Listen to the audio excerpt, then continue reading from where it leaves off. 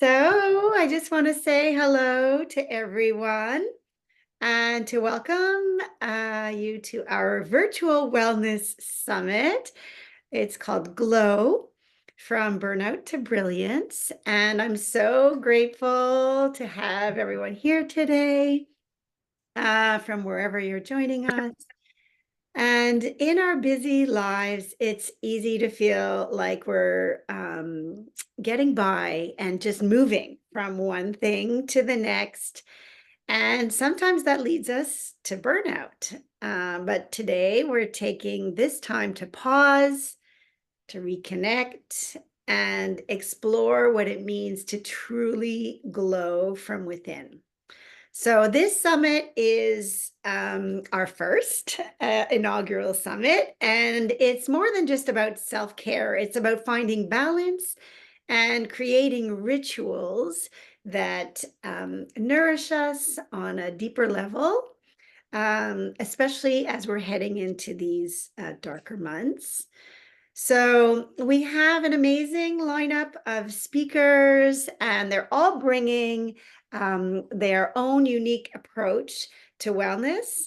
And we're exploring modalities such as Reiki and chakra healing, breath work, holistic nutrition, yoga. We're even tapping into manifestation and tarot and so much more. And each of these practices offer something powerful, and our goal is to share insights and tools that you can incorporate into your life to sustain your own inner brilliance. And today, we'll be speaking with Ella Tsang from who's not with us actually. We've pre-recorded this one because she's in Vancouver, and we'll be talking about Kundalini Codes Awakening with Ella. And so everyone make yourself comfortable, grab a cup of tea, and settle into the experience together. And oh, there she's got hers. And I hope you leave today feeling inspired, refreshed, and ready to carry this glow with you long after the summit ends. So I'm going to do a little introduction of Kundalini Codes Activation.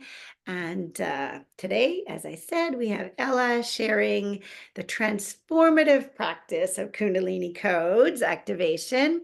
It's really a very powerful modality, and it works to awaken and elevate our inner energy.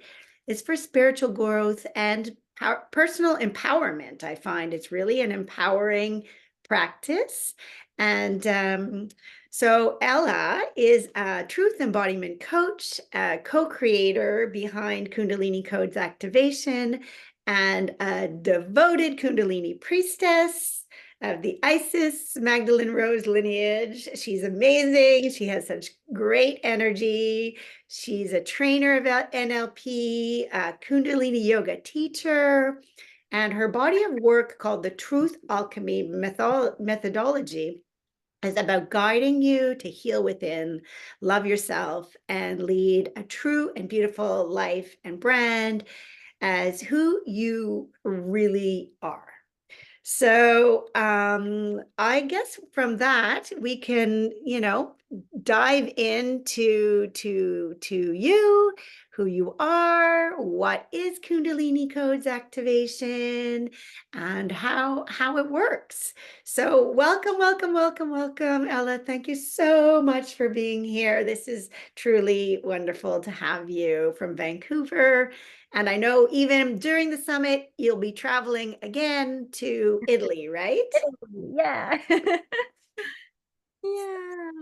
Thank you so much for having me here, Susan. I am so honored to be a part of this conversation and everything you're saying, like we're moving into the winter months, the temptation to burn out, all these things. I'm like, yes, like let's talk about it because it's so important. I feel like in many times in cases we go through this alone and we feel like I'm alone. I'm working through these emotional struggles or these pressures that lead me to burnout and it's just me. And I think having the space with so many amazing people to share their modalities and their stories and their wisdom and guidance, it's going to really bring community together to be like, phew, I'm not alone. I got this. Yeah, exactly. We especially since COVID, I feel people are still in that alone Yeah.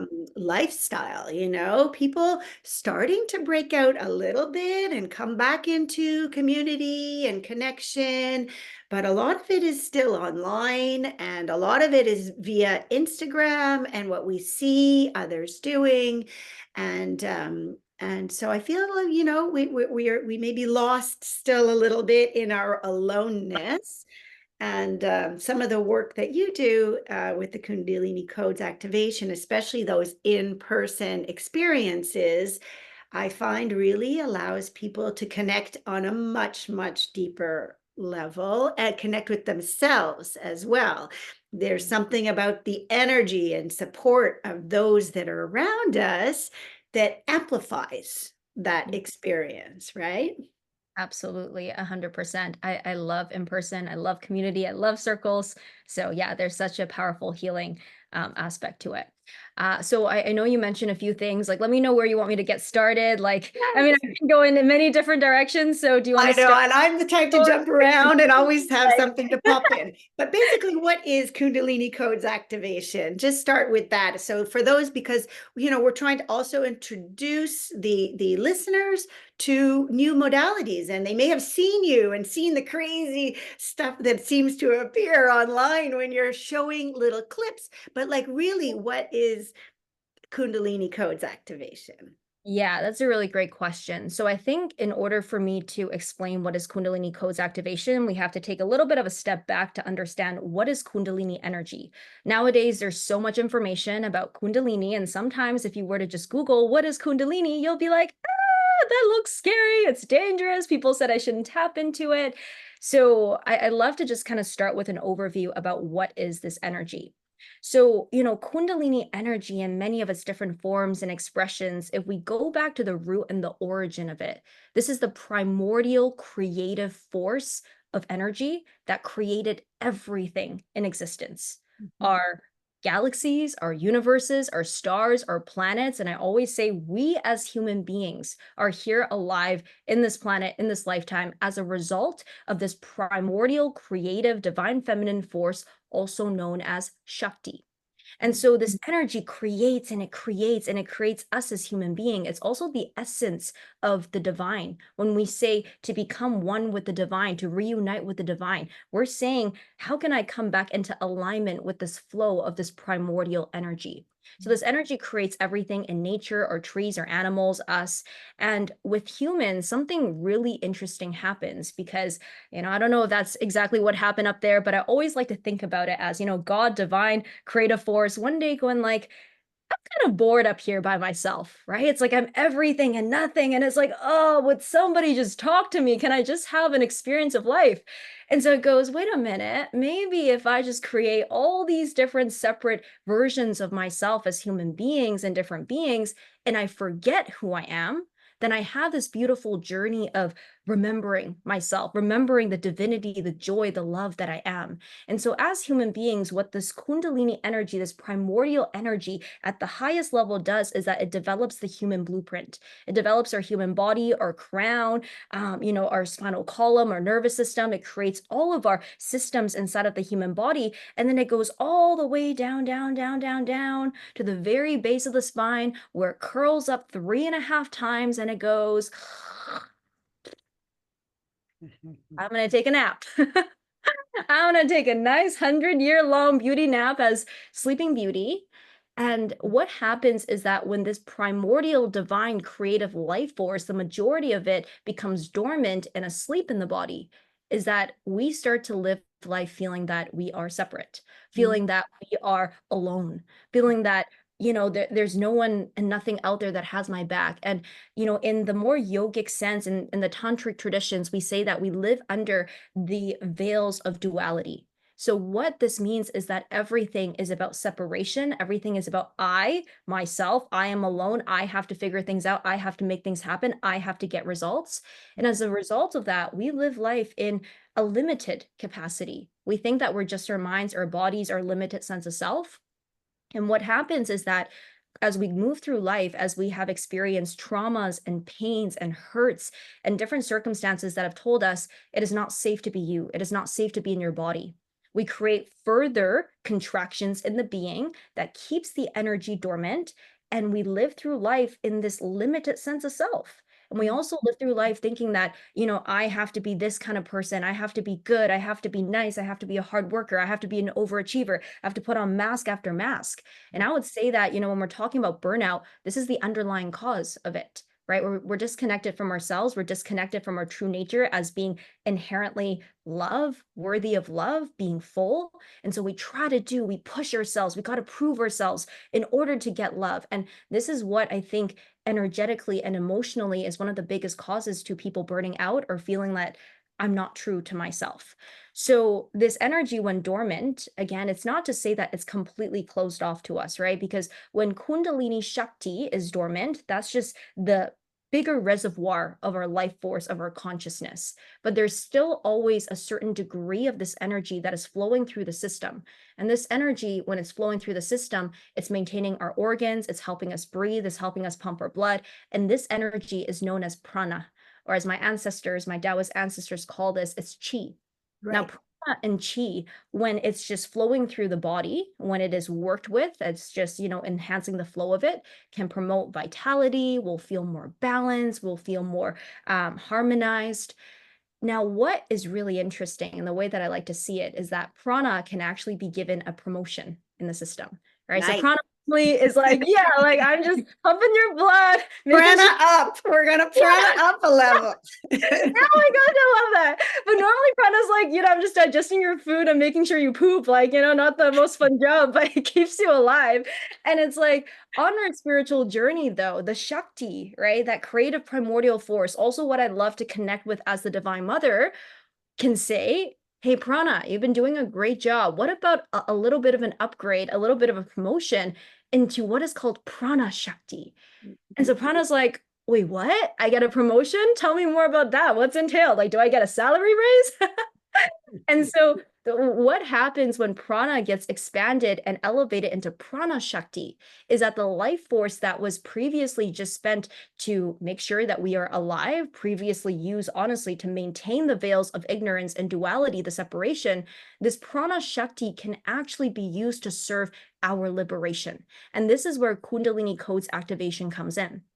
Kundalini Codes Activation is not about initiating a direct awakening of your innate Kundalini Shakti. It's not about you come in and I go, "Pss," and you're like, wow, I awakened my Kundalini, check it off my bucket list. I always tell people that's not how it works, right? What we're doing though is that we're honoring the fact that there is this dormant reservoir of life force and consciousness at the base of our spine, and we're creating together the conditions through which that dormant reservoir can open up and be activated and awakened in its divine timing, in her divine timing, if we're talking about, Kundalini Shakti being this divine feminine force. But what we are doing in Kundalini Codes Activation is we're creating the space for that prana in the body to be elevated into prana Shakti, and we're increasing and amplifying the flow of this prana Shakti. Why do we do this, right? Because in general, when we're going through our lives, again, contracted, I am small, I'm not good enough, I have these pains, I can't be myself, I'm not going to love, I'm not going to trust. Like when we say those words, we literally feel the body contracting into a ball. Yes. Yeah, like Yeah, shifting inward. Yeah. yeah.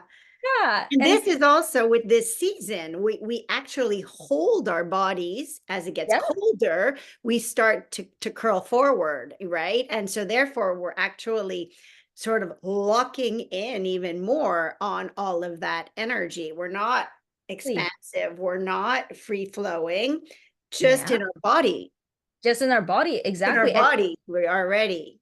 yeah, and the body and the mind and all of it is connected, right? So for sure, like as we're going to winter and it's naturally like this, and we're also holding the contractions, the belief, I'm small, I'm not good enough, I can't do this. It's like Yeah, very we're just sending that signal to our brain to believe those stories, even in that body motion. We're giving a signal to the brain that says right away, I'm in like fear mode, I'm in small mode, right? And then that's where the brain loves to believe those stories. It keeps us small, and it loves to keep us small, right? and But that's comfortable and safe. yeah, yes, exactly. Yeah. Exactly. Yeah. So in that contraction, the life force, the flow is obviously limited. So what we're doing then in KCA and Kundalini Codes Activation is we're creating that space where the body can open, you can soften. And first and foremost, this frequency of the prana shakti is brought into the space in resonance. Mhm. So it is in resonance because this energy already exists within us. I always tell participants when they come to the sessions, I'm never giving you anything that you don't yet already have, but simply bringing in a frequency of it so that it can vibrate what's existing in your body and allow that to just be amplified.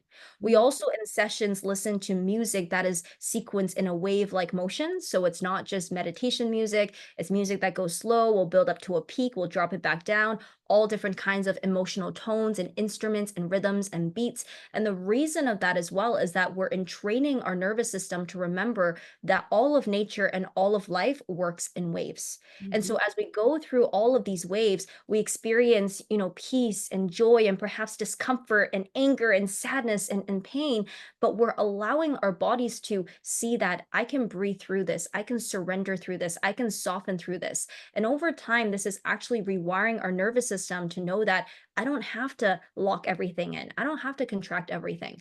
This is also helping us shift our brainwave states a little bit and allowing the left brain that is usually, in the driver's seat, driving, like, I gotta get shit done. I have to do this. I gotta pick up the kids. I gotta buy groceries. I need to get a promotion. We allow that part of the brain to just step back and be like, "Ah, I'm gonna take a bit of a break." The right brain comes online, and the right brain is the part of our brain that's all about facilitating creativity, Right. healing. It's the feminine, it's the inner dialogue that allows for new possibilities within your inner being to happen, and also for spiritual realizations that are beyond the mind and beyond the body.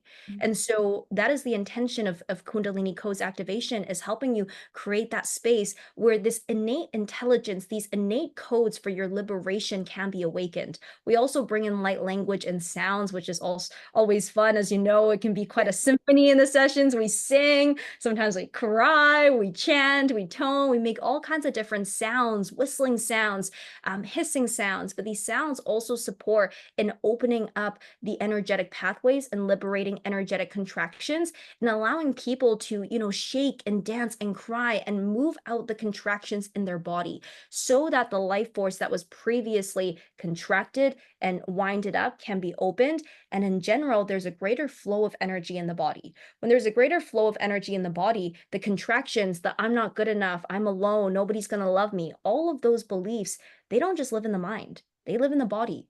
And so Right. when we create the space to unwind them, then what happens is that the energy that was previously spent defending yourself, pushing yourself to burnout, keeping yourself small, can actually be energy that is reinvested into your purpose, into your loving relationships, into who you want to become, into the things that you desire to experience in your life. And Mhm. with time, how this affects our consciousness overall is that it liberates our consciousness to realize that I am not separate. I am an emanation of the divine. And from that place is where truly we experience the bliss of pure being, the fullness of just being who we are. And Yeah. from that place, it's not to say that you can't desire, it's not to say that you can't grow and have more things, but you no longer go about it from a place of lack. You no Mhm. longer go about it because you're like, I have a hole inside of me and I need to fill it. But it's from the fullness of knowing who you are that you can create, that you can grow your career, that you can, build your family, do the things that matter for you. So Yeah. that in a nutshell is what KCA stands for. And gosh, Yeah. I freaking love this work, as you can probably tell. I know, I know. I love it too. I love it every time you come into the studio and host a live here at Wellma. I tell you, I went from, you first, it does take a few sessions too, it doesn't happen overnight. Yeah. And the first one, I think your body is just sort of wondering, okay, what's going on around me here? What's taking place? And then as your body understands it, that's also a memory, right? So then the memory allows you to peel the onion and to go deeper and to go deeper and to release, because it also becomes something that it's like familiar with. And when it's familiar, you can go another level deeper, right? Because then your body's like, oh, I know that. I understand it, and then it allows it to crack open even more and even more. And so I love your in-person experiences. It's always interesting what's going to happen, I and never know the what to dynamic. expect every single one. Each one is different, and the group dynamic adds definitely a layer to the experience, right? Yeah. Yeah. Yeah, absolutely. Yeah, it's a co-creation, right? I always say it's like more and more I'm feeling it as the giant divine dance party. We have Yeah. disco ball in the middle, we got the music, people are lying down, but we're in a circle, just like how we would be in a circle on a dance floor, dancing together, grooving with each other. And it's cool because in that analogy, every single group is different because everybody has slightly different dance moves. People have different voices, right? And so when you come together, the art, the expression that gets created every single session, it is unique in and of itself. And we always see in the sessions that every group that comes together for the journey is exactly the group that's meant to be there for Yeah. that night. That's Yeah. always really Yeah. Yeah. So here's another question for you then. I'm gonna ask you, um, so what are some accessible ways to begin working with Kundalini energy at home? Can somebody just tap in a little bit to their own Kundalini energy? Is that something that's possible, or is it something that's learned, or something that has to be facilitated, by an expert like yourself? Yeah, that's a really great question. Thank you for asking that. I always say this energy is inherent within each of us. None of us needs anybody to do this for us, technically. The mechanism, the key was placed right inside of us. And so we always have the ability to access it and to develop a relationship with this energy. So of course it can be easier when you have a facilitator, a guide, so that you don't feel alone on the journey. But I always joke. I'm like, if anybody ever tells you like you need me in order to run, because that's not the truth, right? We all have practices and ways that we can cultivate the relationship with the energy. And yeah, for sure, I can share what some of those look like. So the first thing I will say is that we have to understand that when working with Kundalini, it is about developing a relationship. And relationship is a really big word here. It's not about, from my will, I want to activate this. I need this to happen like yesterday so that I can be free. That is the ego and the self will trying to be imposed on the divine will, which doesn't really work. So we have to understand that when we're working with this energy, it is with an open hearted relationship. It is with reverence and it is with openness, because Mhm. we always say that it doesn't matter what masters you study with, how many years of Kundalini yoga you do, how many practices you do. But at the end of the day, it is through the grace of the divine, the grace of the mother that decides when and where and how your Kundalini awakening experience is going to unfold. So, Mhm. one of the biggest pieces that we can cultivate within ourselves is to practice devoting to the divine, right? Allowing ourselves to see that we spend so much of our times trying to control things. As going back to that dancing with the divine metaphor that I love to talk about, it's like we try to control the playlist of our lives. We're like, I need this song to be playlist, and then that song, and then that song. I don't want any other songs. If you skip my song, I'm gonna have a meltdown because it's got to be these songs in this way. Right? We try to control instead of surrendering to the flow of life. Yeah. And so, one of the biggest things that we can start to do just on our own is beginning to notice, where do I try to control the playlist in my life? Where do I say this is how some things need to go? And can we become aware of what part of us needs that to happen? And what is that part of us afraid of? What does that part of us need in terms of love and reassurance and witnessing? Because when we can let go of our control of the playlist, then we create the spaciousness to actually be in relationship with the divine. Mhm. Actually say, maybe I can take a step back and I can actually hit the shuffle key and I can trust that whatever song is going to be played next in my life will be the perfect song. Because Yes. working to awaken Kundalini or to have a relationship with Kundalini is also not just about the practices that we do. There are practices that can support the mind and the body, but the whole entirety of our life is the meditation cushion. It's Mm. the yoga. it's the playground.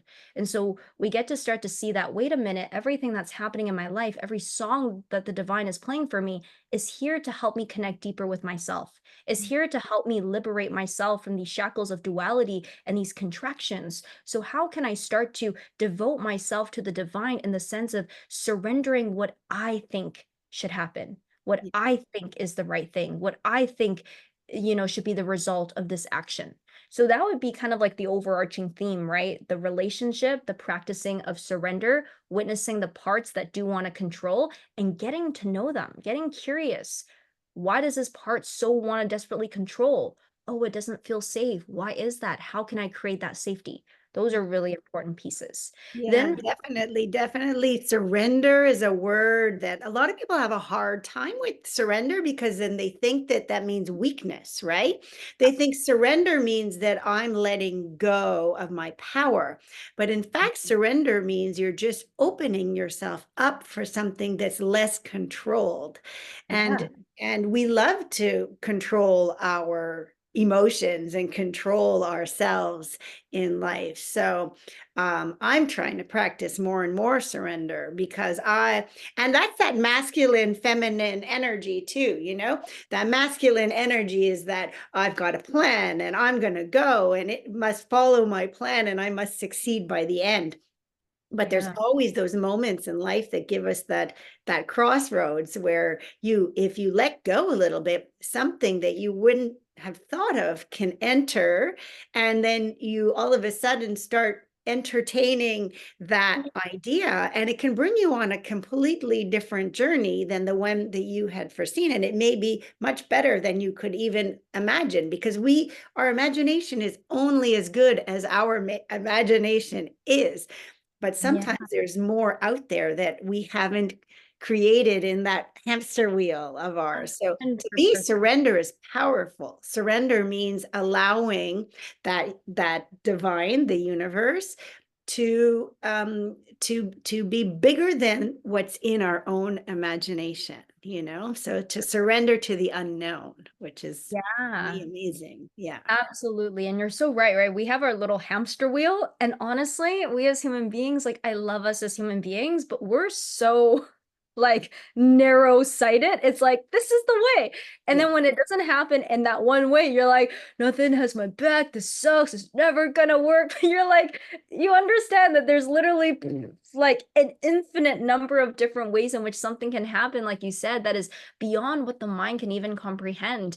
And so, yeah, like one thing that I always go back to whenever I'm, in stress and doubt is I look out to nature and I look at the trees, right? I look at the birds. I look at how it's like everything in nature inexplicably, but so perfectly knows exactly how to operate.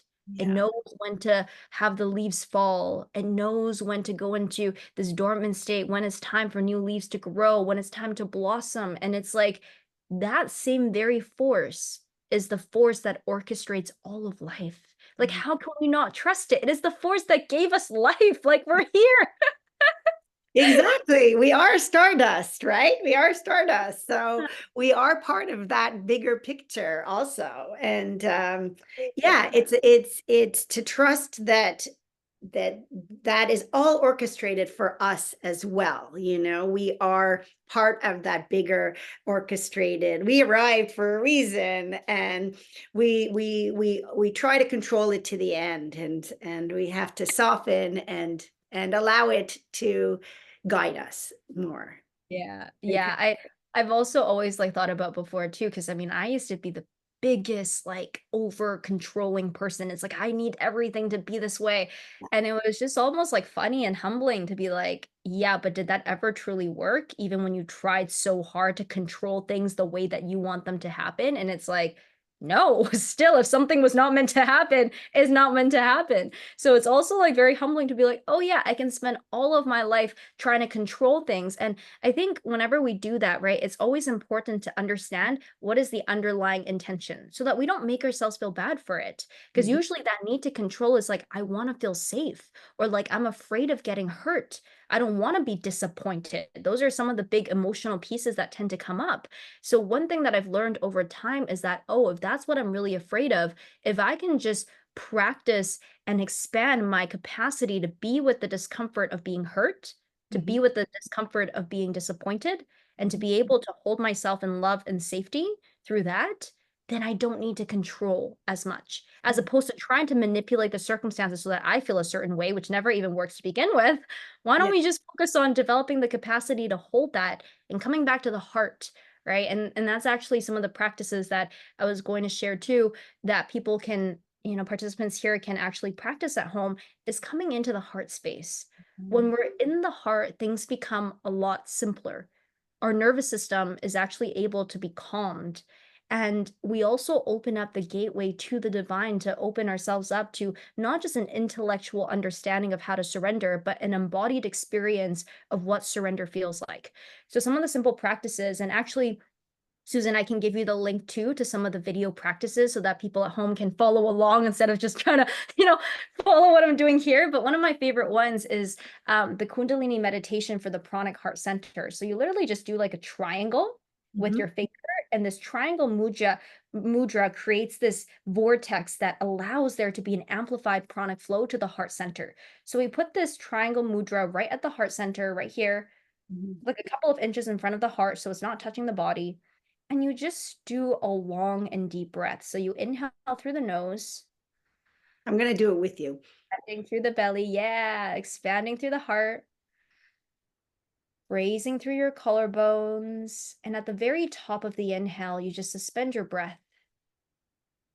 You allow yourself to be, feel, and sense in your heart space. And then slowly exhaling out through the nose. And as you do, you just feel your energy and your consciousness descending all the way down into the heart. And at the very bottom of your exhale, you just hold the breath out for a couple of seconds. Keep your awareness on your heart, on the softening and the opening. And then you breathe in again. We'll do that one more time. Hold, suspend at the top. And exhale, descending into the heart, into the body, into the feeling. Yeah, so that's a simple meditation that we I can do. already feel calmer.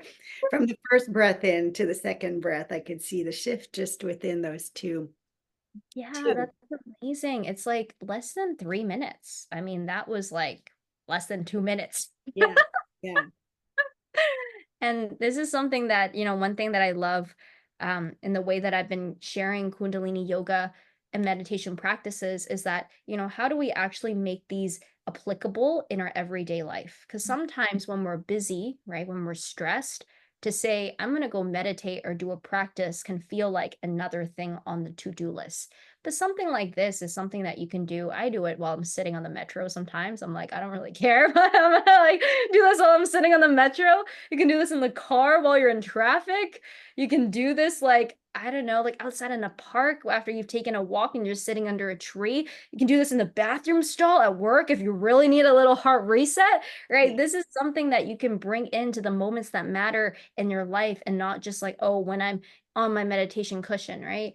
The other one too that you can do is like what left palm over the heart center. The right hand is in a Gyan mudra, so it's index finger and thumb touching, the three other fingers pointed up, and the breath is the same, right? So you just inhale again deeply through the nose, expanding all parts of your body, feeling the heart center lift and open. And you suspend the breath at the very top. And then you slowly exhale out. Again, on that exhale, you feel your energy descending into the heart, holding the breath out for a couple of seconds. And then you repeat one more time, taking a deep breath in.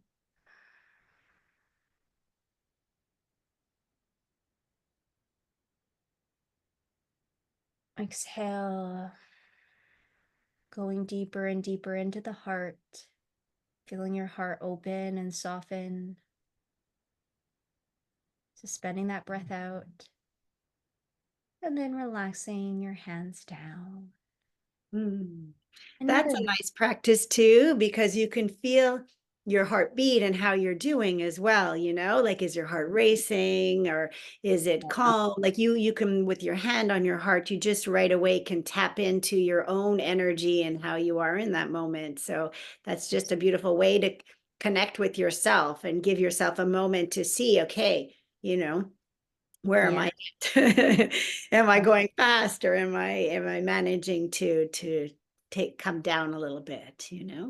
Absolutely. Yeah. Yeah. It allows us to actually check in with our heart. And it's like, how often do we do that on a daily basis? Like, Yeah. usually we're like, I'm busy. I got to get things done. And the beautiful thing with self touch is that the moment that we put our hands over our heart, it's also signaling to our bodies and our hearts, like, I've got you. Like, I feel you. I'm witnessing you. And that is an automatic cue of safety to the autonomic nervous system that allows our parasympathetic nervous system to activate a little bit more.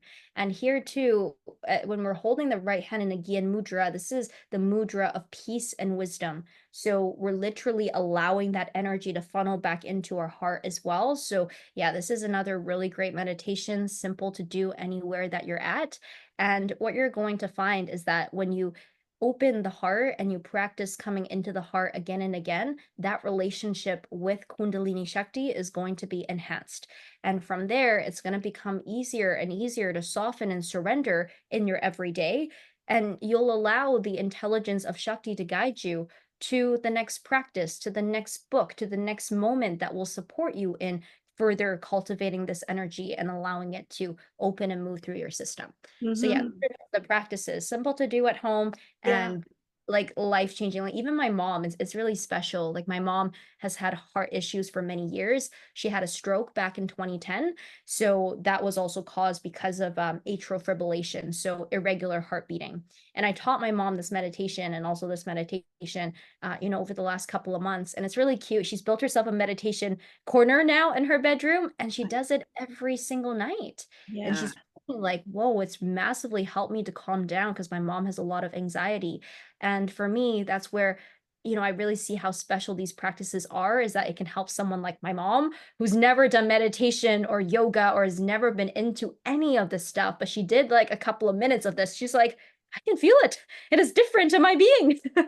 Well, this is this summit about from burnout to brilliance, right? Is that we are so conditioned to go, go, go, go, go that even our bedtime routine is like rushed. It's like, okay, need to brush my teeth and like, oh my God, it's already 11 o'clock and I haven't finished this. And so like just taking 2 minutes to Yeah. just ground with yourself and breathe and be just consciously breathing.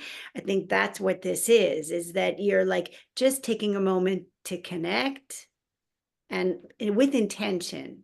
You're Mhm. taking those moments with intention. So the mudras also help to set the intention that it's like, okay, I'm now going to breathe because we all breathe from like our upper chest Yeah. and even the bedtime routine seems to be like this rushed experience.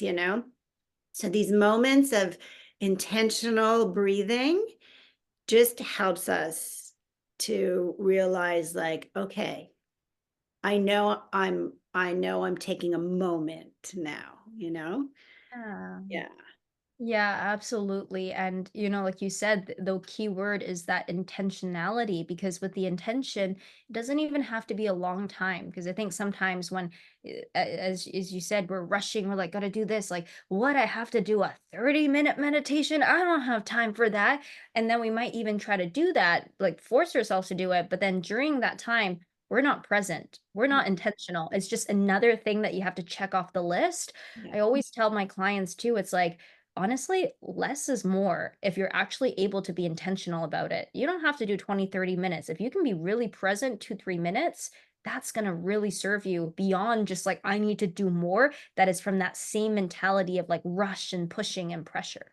Exactly, because that is the burnout mentality. The burnout mentality is, I have to meditate. I have to meditate 30 minutes. And then while you're meditating, you're like, okay, how many more minutes do I have to go? How many has it been 5 minutes yet? And well, that's not at all meditating with intention. That's the burnout meditation. We want the brilliant meditation. And Yeah. brilliant meditation is like, I only have time for 2 minutes. I'm gonna take 2 minutes now. Yeah. Yeah, exactly.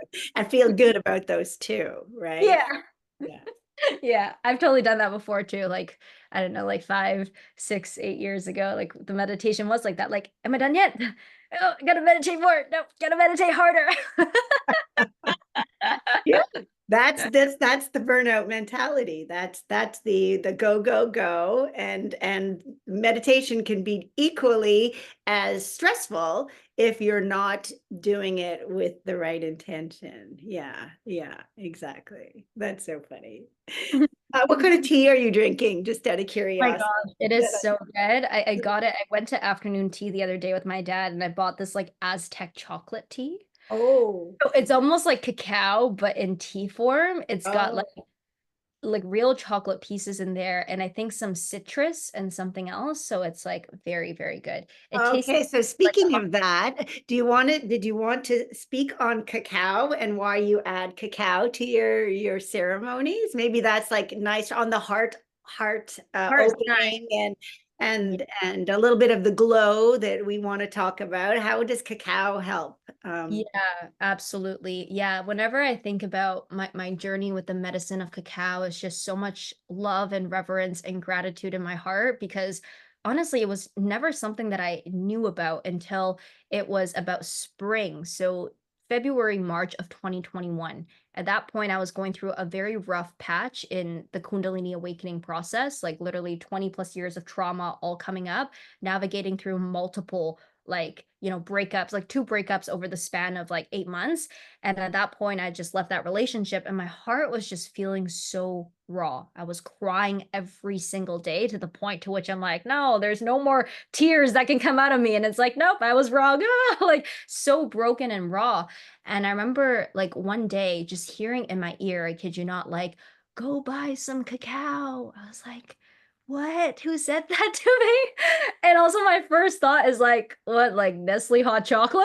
It's like, "No, ceremonial cacao." So I actually just started Googling it because at that point, I've never tried it before. I was like, "Why am I receiving this random guidance to find cacao and chocolate?"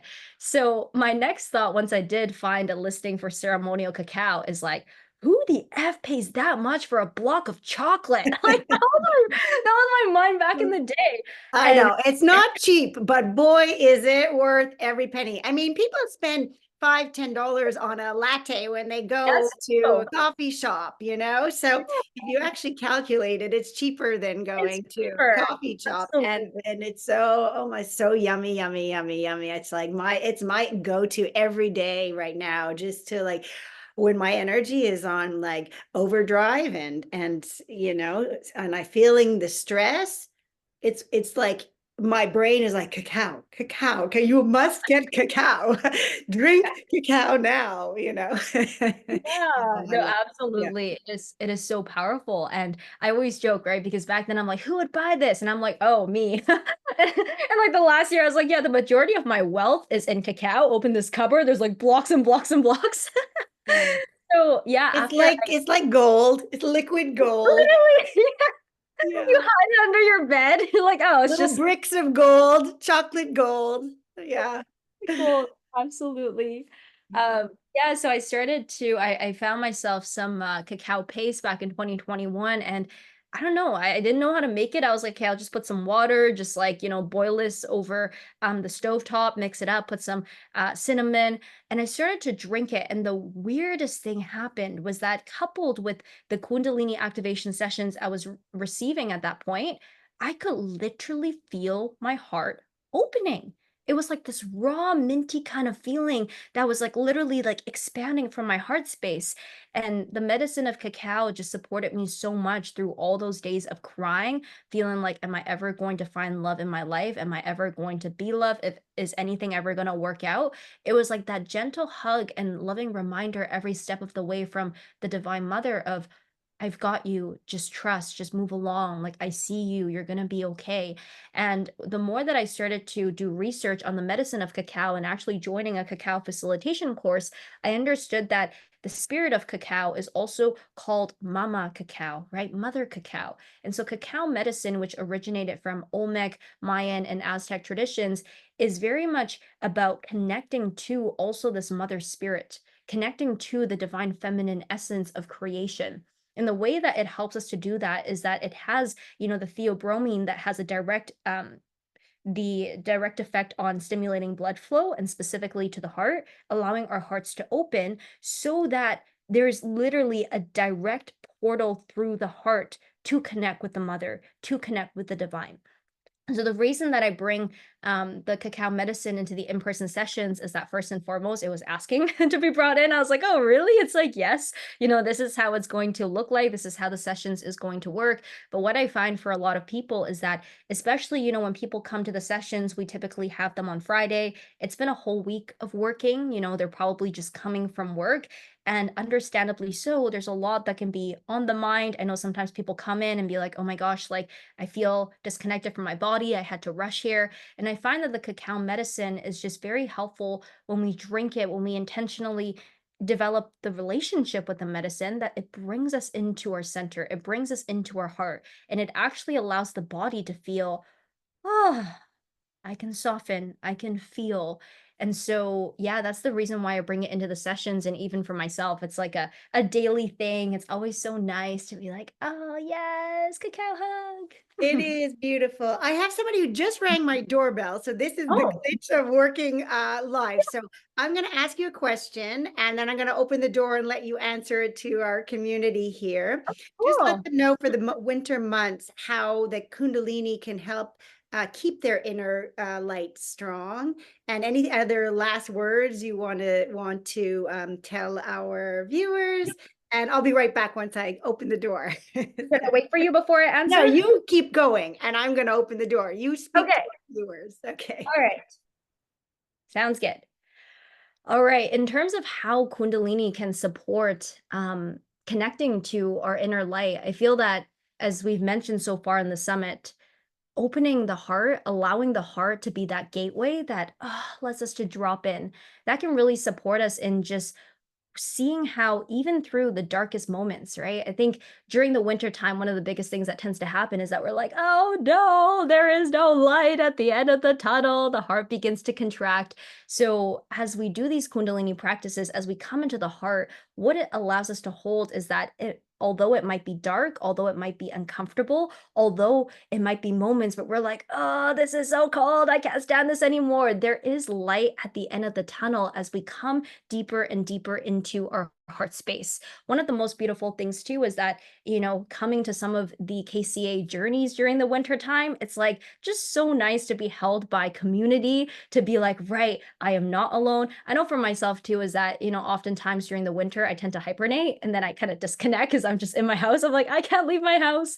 But coming to these sessions just allows us to stay connected through the heart, even through the winter months, and to realize that, again, we are not alone in going through some of these darker periods. We're not alone in having, sometimes like some SAD, right? Seasonal affective disorder, where you're like, oh my gosh. And then you have like all your friends are like, okay, we can hug each other, we can sip our cacao, we can like be with one another. One of the biggest ways in which we actually activate safety in our bodies is to be with one another, is to allow our nervous systems to co-regulate. So coming into community spaces, joining events at Welma, amazing that you're able to have that space where you're witnessed, where you're seen. And yeah, I think in general, the Kundalini process and the Kundalini practice reminds us so much, as I mentioned earlier, about the different waves of life. And the ways of life are directly correlated to the cycles of life and seasons. And so when we're doing these practices, it attunes us to our own inner seasons, our own inner rhythms. It allows us to respect those that happen within us, which means, for example, for women and those who have a menstrual cycle, you'll start to appreciate, like, right, there's winter outside, and every single month I also have an inner winter. So when we honor that inner winter, then we can also see that, right, although it might be dark and uncomfortable and like minus 30 degrees on the outside, like, why is this happening? We understand that that too is a part of the greater unfolding of the seasons. There is an intention behind it. And so what I've also found is that the Kundalini process has allowed me to be a lot more accepting of the seasons instead of fighting it, right? Mm. And when we're just like, we ride the wave, we go with the flow of the cycle, then we understand that, okay, winter might be here, it might be kind of dark, but the light that is going to allow me to move through is knowing that this too will end, right? Winter is going to become spring at a certain point, hopefully earlier this year, and then it's going to become summer. And so that too then allows us to not be in so much resistance with what is, that we surrender into the season. And that, I think, is how we find and we have the light through the darker days. Oh, thank you so much, Ella. This was an amazing talk. And just let us know where people can find you if they want more information, like on Instagram or your email. And of course, I'll shoot them information at the end of these sessions as well. But just now, why don't you let them all know Yeah, they can find absolutely. you? Yeah, I hang out every single day on Instagram. So you can find me at PS I'm Ella. So it's PSIMELLA. I've been joking a lot. I was like, yeah, it's PS I'm Ella, not Pismella, Similla. Or my favorite is when people say, is it PMS Ella? Like, only 1 week of the month, only 1 week, not always. Oh my Yes, goodness. Ella. You can also check out more about KCA, the different events, workshops, and beautiful gatherings that I have on Kundalini Codes Activation.com. But if you go on my Instagram, everything will be linked there for you as well. Oh my God. And I'm so like thrilled every time you're in the studio and your Yeah, energy of course, and what and you come. bring. Like, And it's usually the first Friday every single month that we're there having KC on Fridays. yeah, yeah. Most often it's no second Friday, second Look up Friday. second Second Friday. Yeah, Friday. second Yes. Friday. Breath Yeah, work with Katie is the first and Kundalini's is the second Friday yeah. of the month. Yeah. So thank you so much for this conversation and for your tips and for your energy and your work that you do. It really is amazing. I've grown through it. I know that so many have grown through your energy and what you offer when you host these events. You put a lot of yourself into it, and and we receive a lot because of it as well. So thank you so much for your time and enjoy your family time in Vancouver with your mom and your dad and have a great time in Italy, which I believe is where you're headed to for another big event, a Kundalini event that you'll be doing. So people can follow you, I'm guessing. Yeah. That's in October when this is actually going to be shown. Our recording will be shown. You'll be out there. So they can follow you then as well. Yes, thank you, thank you. So grateful. I love this conversation. So much love. Yeah, there's so much more to go too. This was just like a teeny bit of A what little the bit. whole Kundalini is about, but it's a powerful process and it's a layering of all of these modalities is great work too, like putting them all together and interweaving them. And that's why I put this summit together, was so that people can see you don't have to just do one. It's like a layering of all these The winter luscious. buffet. It's a wellness buffet. And the more you do, the more you get in touch with who you really are, and the more you show up and shine that bright light and go from the burnout to the brilliance. And so thank you so much for your time. Thank you, thank you. Enjoy your day. Thank you. Thank you. I'll Bye. turn you off now. Okay. I have to figure out the technical aspect. I think the record button on the top or bottom is maybe off. Oh, I'm sure. There we go. I got it.